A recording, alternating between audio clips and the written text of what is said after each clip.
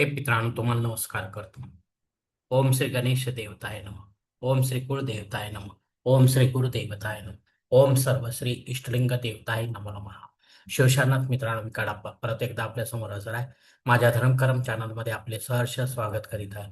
मित्रांनो, पंचांगाच्या आता आपल्या समोर सादर करीत आहे.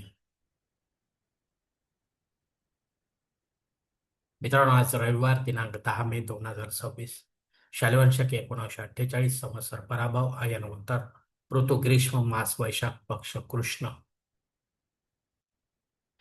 तिथे मित्रांनो, आजची अष्टमी तिथी आहे. दुपारी 3 वाजून 7 मिनिटानंतर नवमी तिथीला सुरुवात होईल. वार रविवार आहे. नक्षत्र मित्रांनो, धनिष्ठा नक्षत्र आहे. मध्यरात्री 12 वाजून 50 मिनिटानंतर शततारका नक्षत्राला सुरुवात. योग मित्रांनो, ब्रह्मा योग आहे. उत्तर रात्री 2 वाजून 9 मिनिटानंतर ऐंद्र योगाला सुरुवात होईल. करण मित्रांनो, कौलव करण आहे. दुपारी 3 वाजून 7 मिनिटानंतर तैतिल करणाला सुरुवात होईल आणि उत्तर रात्री 3 वाजून 22 मिनिटानंतर गरज करणाला सुरुवात होईल. मित्रांनो, प्रमुख ग्रहांची राशी स्थिती पहाटे 5:30 वाजता अशी असणार आहे. सूर्य मेष राशीत असेल, चंद्र मकर राशीत, गुरु मिथुन राशीत, तर शनिदेव मीन राशीत असणार आहे. मित्रांनो, सध्या चंद्र राशीनुसार कुंभ, मीन व मेष या 3 राशींना साडेसाती सुरू आहे. या राशींच्या जातकांना साडेसातीचा त्रास होत असेल तर त्यांनी कृपया आपल्या जन्मकुंडलीमधून शनिदेवतेची पोझिशन तपासून पाहावी ज्योतिषाच्या द्वारे.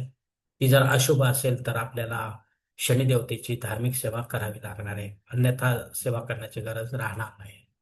मुंबई भागातील सूर्यास्त याप्रमाणे: सूर्योदय सकाळी 6 वाजून 8 मिनिटांनी असेल, तर सूर्यास्त सायंकाळी 7 वाजून 3 मिनिटांनी असणार आहे. मित्रांनो, गोचर ग्रहांची सद्यस्थिती सुद्धा जाणून घेऊया. अस्तंगत ग्रहांमध्ये बुध ग्रह हा 1 मे पासून ते 21 मे पर्यंत अस्तंगत असणार आहे. 22 पासून त्याचा उदय होईल. मित्रांनो, तर असा अस्तंगत बुध देखील आपल्याला काय फळ देईल गोचरिटी, ते देखील ज्योतिषी आपल्याला समजावून सांगतील. मित्रांनो, या पंचांगाच्या आधारे आता आपण आजच्या पूजेसाठी लागणारा संकल्प सोडणार आहोत. तेव्हा आपण आपल्या उजव्या हाताच्या तळहातावर एक पळी पाणी, थोडे अक्षत, एक फुल व फुलाची पाकळी घ्या आणि हा छोटासा संकल्प म्हणायला सुरुवात करा. मित्रांनो, हरो शिव शिव शंभुरात्म्य प्रवर्तमान सद्य ब्रह्मणो द्वितीय परार्धे श्वेतवराह कल्पे वैवस्वत मन्वंतरे कलियुगे प्रथम पादे जम्बूद्वीपे भरतवर्षे भरतखंडे मेरो दक्षिण दिग्भागे महाराष्ट्र देशे व्यावहारिक चांद्रमाने शालिवान शके 1948 प्रभावादी षष्टी संवत्सरानामध्ये पराभव नाम सहस्रोत्तरायणी ग्रीष्म ऋतू वैशाख मासे कृष्ण पक्षे भानुवासरे धनिष्ठा नक्षत्रे ब्रह्मा युगे गौरव करणे अष्टमी शुभतिथ वीर गोत्रातोत्पन्न मे कडाप्पा मोह पात दुरित क्षय द्वारा श्री पार्वती पती परमेश्वर पित्यार्थ विधिवत नित्य देवपूजा एवं इष्टलिंग पूजा करिष्ये. मित्रांनो, याच ठिकाणी हा संकल्प संपलेला आहे. तेव्हा आपण आपल्या उजव्या हाताच्या तळहातावर संकल्पाचे पाणी जवळच्या निर्माल्याच्या तामणात सोडून द्या. मित्रांनो मित्रांनो या संकल्पाची वेळ मर्यादा दुपारी 3 वाजून 7 मिनिटांपर्यंत आहे. या वेळेनंतरही आपल्याला संकल्प सोडायचा असेल कुठल्याही धार्मिक विधीच्या संपन्नतेसाठी, तर कृपा करून आपण वरील बदललेल्या पंचांगाचा आधार घ्यायचा. नवीन संकल्प तयार करायचा आणि त्या संकल्पात आपण करत असलेल्या धार्मिक विधीचा उल्लेख अवश्य करायचा आहे. तेव्हाच आपली धार्मिक सेवा संबंधित देवतांपर्यंत पोहोचेल आणि त्यांचे आशीर्वाद आपल्यापर्यंत पोहोचेल. आपल्या जीवन अधिक सुखमय बनेल. मित्रांनो, आता मुहूर्त विभागामध्ये पाहूया. या धार्मिक विधी त्यांचे मुहूर्त काळ याप्रमाणे दिलेले आहेत. सर्वात प्रथम साखरपुडा यासाठी मुहूर्त दिले दिनांक 10 आणि 13. डोहाळ जेवणासाठी मुहूर्त आता नाही. बारसे करण्यासाठी मुहूर्त दिला दिनांक 11 आणि 13. जावळ काढण्यासाठी मुहूर्त दिनांक 10, 11 आणि 14. गृहप्रवेश करण्यासाठी मुहूर्त दिलाय दिनांक 10 आणि 13. आता मुहूर्ताच्या दुसऱ्या भागात देखील पाहूया. मित्रांनो, उपनयन करण्यासाठी तसेच भूमिपूजन व पायाभरणी करण्यासाठी एकही मुहूर्त आता या मासामध्ये नाही. विवाह करण्यासाठी मुहूर्त दिलाय दिनांक 10, 13 आणि 14. वास्तुशांती करण्यासाठी मुहूर्त दिलाय दिनांक 13 आणि 14. देवमूर्तीची प्राणप्रतिष्ठा आपल्याला करायची असेल तर यासाठी मुहूर्त दिले दिनांक 10, 13 आणि 14. यामध्ये आपण सर्व देवी देवतांच्या मूर्तीची प्राणप्रतिष्ठा करू शकता. विधिवत करा, पंडिताच्या माध्यमातून करा आणि देवकाळात करा.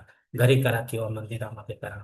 पण दुसऱ्या दिवसापासून आपल्याला या प्राणप्रतिष्ठित मूर्तीवर संबंधित देवतांचा अभिषेक घ्यावा लागतो, अन्यथा अशा प्राणप्रतिष्ठित मूर्ती देखील खंडित मानल्या जातात, त्यांचे विसर्जन करावे लागते. मित्रांनो, मित्रांनो, वरील काही मुहूर्तांच्या तारखेत वेळेची मर्यादा देखील असू शकते.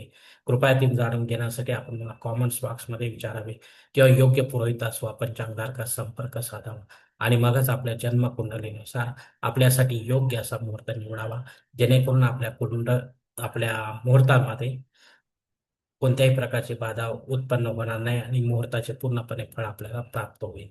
आणि असा मुहूर्त जर आपल्याला मिळत नसेल, तर मग मात्र आपण स्वतःहून किंवा पंडिताच्या माध्यमातून यापेक्षा वेगळा काही मुहूर्त निर्माण करण्याचा प्रयत्न करू नका. कारण मुळात तो मुहूर्तच नसल्यामुळे त्याचा आपल्याला काही एक उपयोग होणार नाही मित्रांनो. मित्रांनो, पंचांगातील इतर काही महत्वाची जी माहिती ती आता आपण पाहणार आहोत. पंचांग शुद्धी नाही मित्रांनो. दिनविशेषमध्ये नवमी श्राद्ध कर्म आहे. या तिथीवर आपल्याशी संबंधित असलेल्या नात्यांमध्ये किंवा अवलंबून असलेल्या नात्यांमध्ये कोणी सोडून परलोकात निघून गेले असतील, तर त्यांच्या नावाने आपल्याला पिंडदान युक्त किंवा पिंडदान रहित असे श्राद्ध कर्म करणं गरजेचे आहे. दुपारी 3 वाजेपर्यंतच याची वेळ असणार आहे मित्रांनो, त्यापुढे जाऊ देऊ नका. तर हे श्राद्ध कर्म आपल्याला घरी किंवा तीर्थक्षेत्री करता येईल. पंडिताच्या माध्यमातून करा आणि अपराह्न काळातच करा. तेव्हाच आपली पितरसेवा आपल्या पितरांपर्यंत पोहोचेल आणि त्यांचे आशीर्वाद आपल्यापर्यंत पोहोचेल. आपले जीवन अधिक सुखमय बनेल मित्रांनो. हे श्राद्ध कर्म 3 वाजेपर्यंत नाही आपल्याला करायला जमले, तर उद्या देखील आपण ते करू शकता मित्रांनो. अग्निपृथ्वीवर हजर नाही, त्यामुळे आपल्याला नव्याने काही होम यज्ञ या कर्मकांड सुरू करता येणार नाही. जे रेग्युलर आहे तेच आपण करू शकता. राहुकाळ सायंकाळी 4:30 ते 6 वाजेपर्यंत आहे. या 1.5 तासाच्या काळात राहू अत्यंत प्रभावी असल्यामुळे तो आपल्या कामांमध्ये अडथळे निर्माण करणार आणि अपयश सुद्धा तो देऊ शकतो मित्रांनो. तेव्हा शक्यतो आपण या 1.5 तासाच्या काळात महत्वाची किंवा विशेष कामे न करता रेग्युलर जी कामे आहेत तीच करावी. धन्यवाद मित्रांनो. आजचा हा पंचांगासंबंधीचा व्हिडिओ मी याच ठिकाणी संपवत आहे. आपण जर माझ्या मताशी सहमत असाल तर कृपया माझे धर्मकरम चॅनल सबस्क्राईब करा, लाईक करा. आपले कुटुंब व मित्र परिवारासह शेअर करा. तसेच कॉमेंट्स बॉक्समध्ये आपले मत अवश्य नोंदवा आणि माझा पुढील व्हिडिओ आपल्यापर्यंत पोहोचण्यासाठी बेल बटन अवश्य दाबा. धन्यवाद मित्रांनो. पुढील भेटीपर्यंत आपण खुश राहा, आनंदी राहा, प्रसन्न राहा. हरिओम. शिवशंभो.